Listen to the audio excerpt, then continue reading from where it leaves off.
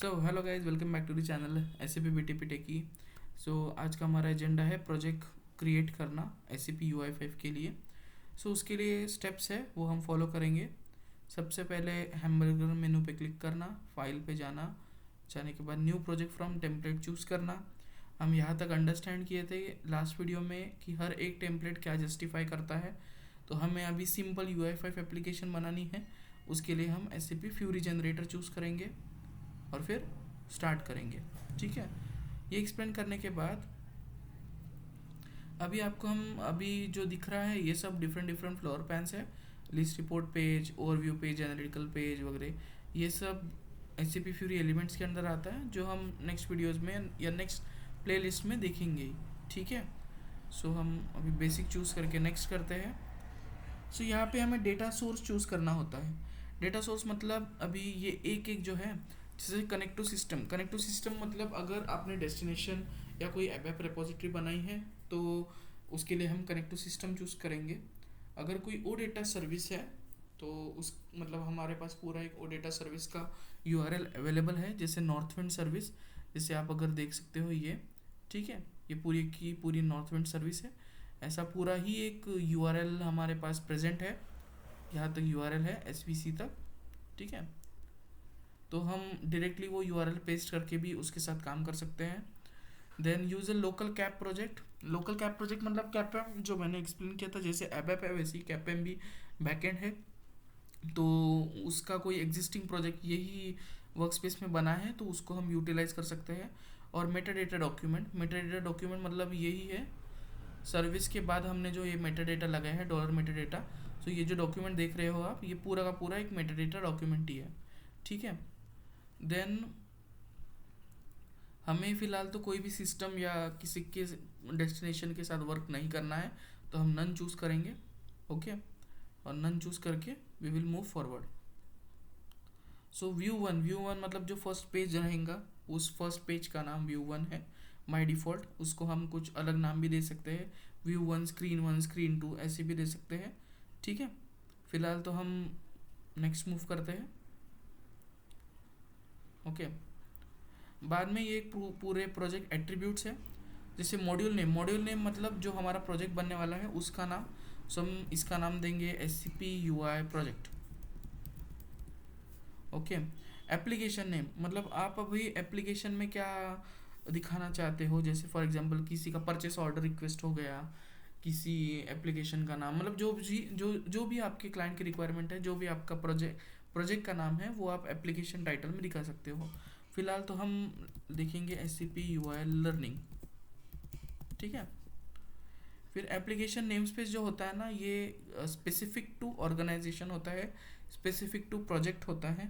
ठीक है, तो जैसे आप नेम स्पेस दे सकते हो SAP.learn, SAP.anything, या फिर बस SAP ये भी दे सकते हो। ठीक है, डिस्क्रिप्शन जो है अभी हमको फ़िलहाल तो SAP नेम स्पेस तो कुछ देना है नहीं। जो डिस्क्रिप्शन है वो हम लिखेंगे कि SAP UI5 application for learning purpose. आपको अगर लिखना है तो आप लिख सकते हैं डिस्क्रिप्शन। ये पाथ फोल्डर मतलब प्रोजेक्ट्स के अंदर हमारा एप्लीकेशन क्रिएट होगा। ये उसी का पाथ है, ये करंट UI5 वर्जन है।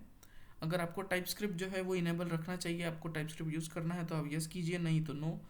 अभी ये ऐड डिप्लॉयमेंट कॉन्फ़िगरेशन और ऐड फ्यूरी लॉन्चपैड कॉन्फ़िगरेशन, इसको हमने यस करना है। तो डिप्लॉयमेंट कॉन्फ़िगरेशन मतलब क्या कि हमें ये एप्लीकेशन तो बन जाएगा, ये हमें डिप्लॉय तो करना रहेगा ना। ये हम डिप्लॉय करने के लिए जो कॉन्फ़िगरेशन लगती है वो कॉन्फ़िगरेशन को प्रोजेक्ट बनाते टाइम ही हमें इनेबल करना है, तो हम यस चूज़ करेंगे। ठीक है, नेक्स्ट इसके बाद वो प्रोजेक्ट डिप्लॉयमेंट कॉन्फ़िगरेशन, ये देखो ये आ ही गया है मेनू में, और फ्यूरी का भी आ गया है, हम अंडरस्टैंड करेंगे। और SAP फ्यूरी लॉन्चपैड कॉन्फ़िगरेशन मतलब क्या, फ्यूरी मतलब अंडरस्टैंड करो सेम टू सेम क्रोम जैसा ही है। जैसे हम कुछ भी क्रोम में जाते हैं तो हमें कैसा डिफरेंट दिखता है, ऑल इमेजेस, मतलब कि एक डिप्लॉयमेंट प्लेटफॉर्म जहाँ पे हम एप्लीकेशन डिप्लॉय करते हैं, मतलब एक प्लेटफॉर्म जहाँ पे आपको डिफरेंट एप्लीकेशंस दिखेंगे। ठीक है, तो वहाँ पे डिप्लॉय करने के लिए भी हमें कुछ कॉन्फ़िगरेशन की नीड होती है। वो कॉन्फ़िगरेशन हम यहीं पे सेट कर सकते हैं, ठीक है। इसके लिए हमने यस किया है। वर्चुअल एंड पॉइंट आपको दिखाना हो तो yes, otherwise you can select no also, ठीक है। देन नेक्स्ट, अभी डिप्लॉयमेंट का कॉन्फ़िगरेशन, क्या क्या कॉन्फ़िगरेशन हमें करना होता है वो हम अंडरस्टैंड करेंगे। डिप्लॉयमेंट कॉन्फ़िगरेशन में बस 2 ही ऑप्शन है, ज़्यादा भी अंडरस्टैंड करने की ज़रूरत नहीं। जैसे एक है क्लाउड फाउंड्री, एक है एबएप। एबएप मतलब एबएप की रेपोजिटरी पे अगर आपको डिप्लॉय करना है तो एबएप की डेस्टिनेशन चूज़ करो, एबएप की रेपोजिटरी के यूआरएल यहाँ पे डालो, डिस्क्रिप्शन डालो, पैकेज सब ये सब सिलेक्ट करना होता है अगर आप एबएप थ्रू करते हो डिप्लॉयमेंट तो। पर हमें क्या करना है, हमें क्लाउड फाउंड्री डिप्लॉयमेंट करनी है। क्लाउड फाउंड्री मतलब क्लाउड पर डिप्लॉय करना है, ऑन प्रीमाइस कुछ भी डिप्लॉय करना है नहीं। तो जिसके लिए बस क्लाउड फाउंड्री हमें चूज़ करना है। डेस्टिनेशन नेम जो है वो तो अभी डेस्टिनेशन बनाई है नहीं, इसीलिए नन। अगर बनाई होती तो वहाँ पे ऑटो सिलेक्ट आ जाता था। अभी ऐड राउटर मॉड्यूल जो है इसमें हम ये फर्स्ट ऑप्शन चूज़ करेंगे, add application to manage application router. इसका मतलब क्या है कि जो हमारा डिप्लॉयमेंट प्लेटफॉर्म है फ्यूरी लॉन्च पैड, उस पर बहुत सारे एप्लीकेशंस है, ठीक है। तो कौन से एप्लीकेशन पे हमें लेके जाना है वो ये राउटर चूज़ करता है कि जो यूज़र है उसने एप्लीकेशन ए दबाया है या एप्लीकेशन बी दबाया है, कौन सा चूज़ किया है, एप्लीकेशन ए चूज़ किया है कि बी चूज़ किया है। ओके, सो इसके लिए हमें ये सेटिंग ऑन करनी होती है पहचानने के लिए।